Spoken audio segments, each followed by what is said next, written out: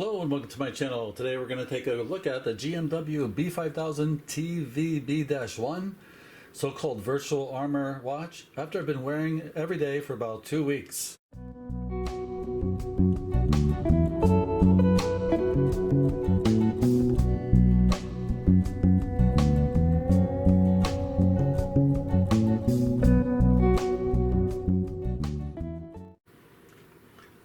Alright, so this watch has the module that the other full metal G Squares have, starting with this watch right here, the full metal silver G-Shock.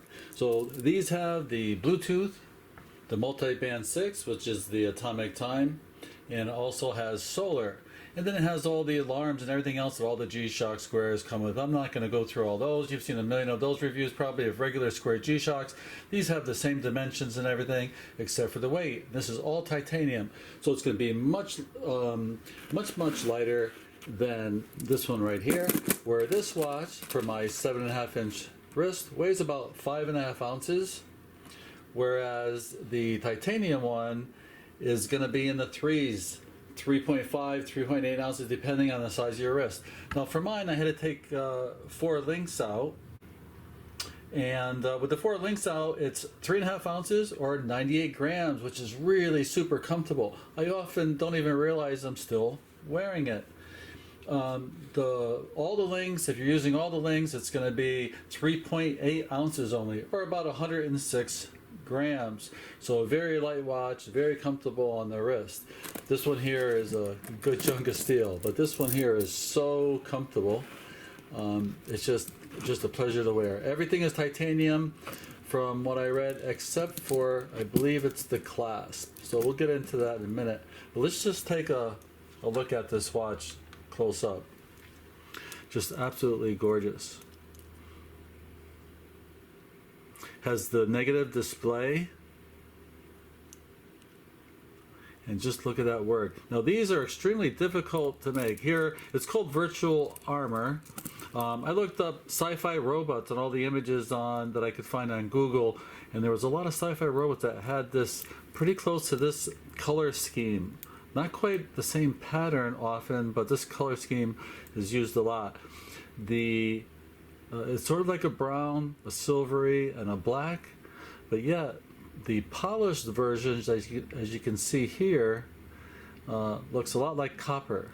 And if you look at the edges too, it's all polished on the bracelet. See that? It's all polished. It looks a lot like copper. Where here it looks a little bit more brownish. They also took the time to polish every one of those flats. See the flats? That's why this watch is so expensive. If you're wondering why these titaniums. Now the first batch of titaniums that came out a few years ago were in the 1300 USD area. Where these new ones, the TVA was 1650 and this one's 1700. This is the most expensive G-Shock I ever wore, that I ever bought. And all the watches on my channel I purchased myself. That's why I like a lot of the watches I review, because nobody's giving me any or sending me any for free or to return. So I have to use my own watches, and this is the biggest purchase I've ever made. I got it at a small discount at a jewelry store. You know, that's what I usually do. I wait until there's some kind of a discount, and then I buy watches like this. Or otherwise it's even more, the pain is greater. Yeah, the pain is greater. See all the polished, the way they connect, and also on the tips. If you look here, see right there on the edges here, that's polished as well. So every single one of these parts has to be polished. Every single one of these parts has to be coated and masked. It's a 7-step process just to get the coating on this watch, because it has to be masked, and then the mask removed and put back in, and then the mask taken out and taken back out and put back in.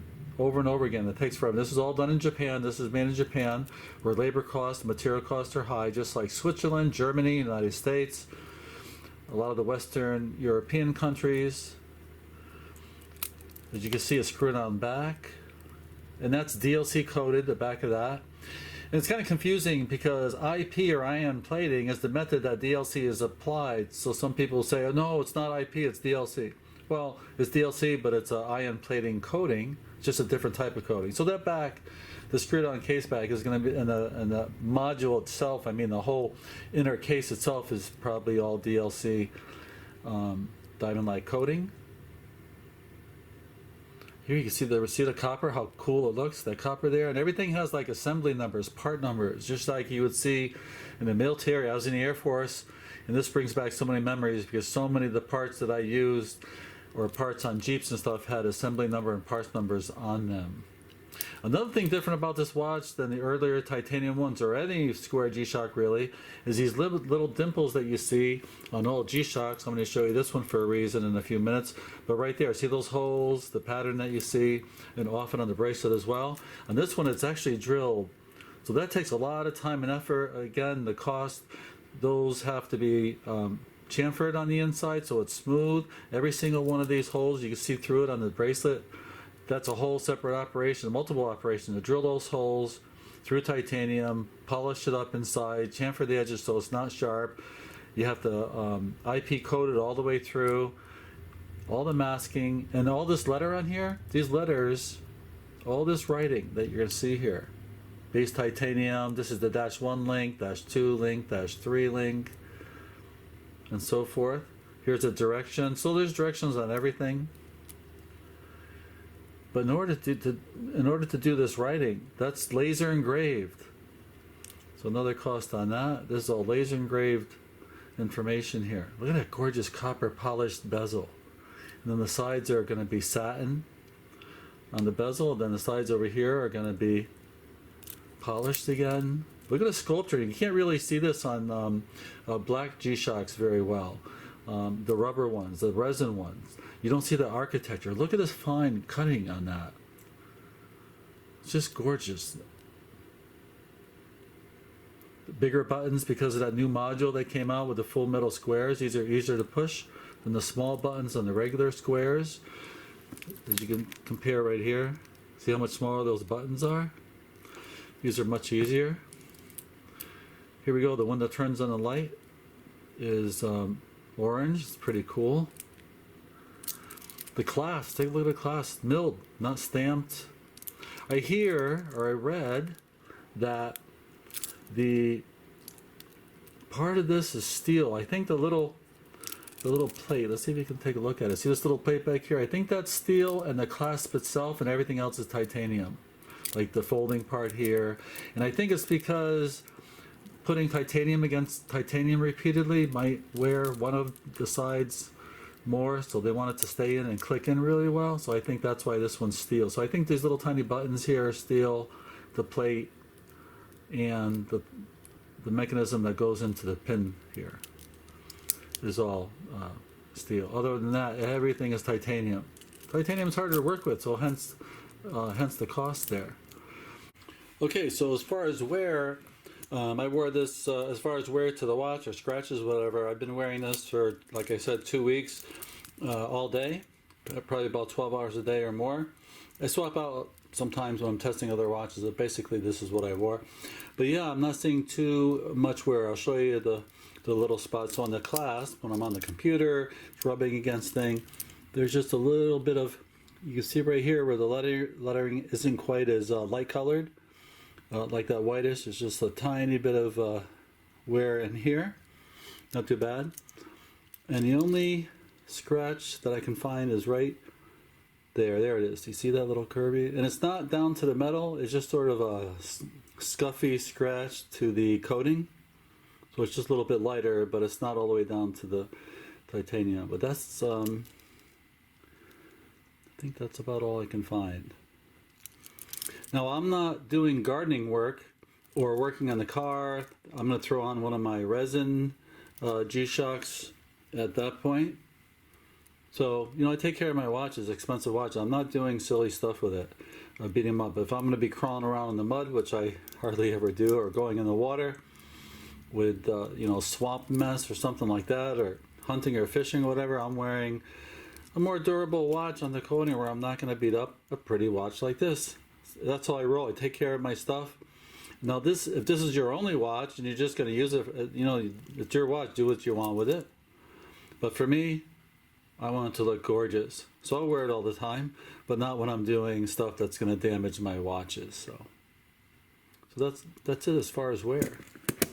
Very easy to read. Now this is an STN display, super twisted pneumatic. The regular displays on the Square G-Shocks are going to be twisted pneumatic, and here is the positive version of that. These are all STN as well, also very easy to see, all different angles, this way, this way. Now I stopped buying reverse LCDs that are not super twisted pneumatic because they're just much harder to see. Now here we have my zebra pattern one, this one out of production a long time ago. I really like this. This is funky, this is cool. If you see this angle right here, look how difficult it is to see. Now you're going to see this on Mud Masters and everything else. Everything's coming reverse LCD now, but unless you're spending like $450 or more, you're going to get the STN and not, I mean the TN and not the STN. That's why, you know, those big ones, Mud Master stuff, I want to make sure it's the more expensive ones, like the $800 Mud Masters, those are STN. So you can see the difference. Now this one here, when it's outside, as you can see when you had light hitting it, see, right there? Easy to see. But indoors, you know, it's not happening. See right there? Just not as good. No, it's good. So I stopped buying ones like this. This is funky, man. I'm not going to get rid of this because of that. But for everyday wear, it's hard to see. So now, positive displays that are TN are easier to see. They're not that bad, but still the STN is like the best. See, different angles. Yep, so anyway, that's it with the display. And covering the display is a sapphire crystal with anti-reflective coating. Unlike the other full metal squares, the silver and the gold and all the other ones you see that are around $600, those have mineral crystals. This one actually has a sapphire crystal, which you don't get until you get up into the titanium when you're buying a square. Let's take a closer look at the back. Tons of information on the back of the watch. Okay, focus. There we go. Yep, Shock Bracelet made in Japan. It's all made in Japan. I mean, they make G-Shocks in China, Malaysia, Singapore, all good stuff. But the ones made in Japan are exceptional. There's the Bluetooth signal on there. The module number is in the little rectangle up there near the Casio. And there's the model number GMW-B5000. And then the extra letters at the end, they're going to tell you whether it's in the gold, the silver, titanium, and so forth. 200 meters water resistance, just like the rest. I can't even tell I'm wearing this. Sometimes my sleeve is over and I can't remember if it's on. It is so comfortable. Again, when you get metal, even this heavy metal one here, none of these are top heavy, and that happens a lot. If you have a top heavy watch that's on a loose strap or bracelet, it's going to flop around and feel heavier than it is. But this bracelet kind of offsets the weight of the head, so it balances very nicely on the wrist, even though it's a little heavy. Once you get to the titanium, like even on this giant watch here, this is a 47 millimeter Skyhawk Citizen. This is only 3.9 ounces, very comfortable, even though it's big, because this as well is all titanium. But this one here is smaller, it's lighter, 3.5 ounces. It's just a pleasure. Before I forget, let's take a look at it on the wrist. All right, let's do a wristwatch check first. I am wearing one of my older G-Shock Squares. This is a Japanese market. It's got sort of a baby blue writing. Even the display has a bluish tint to it.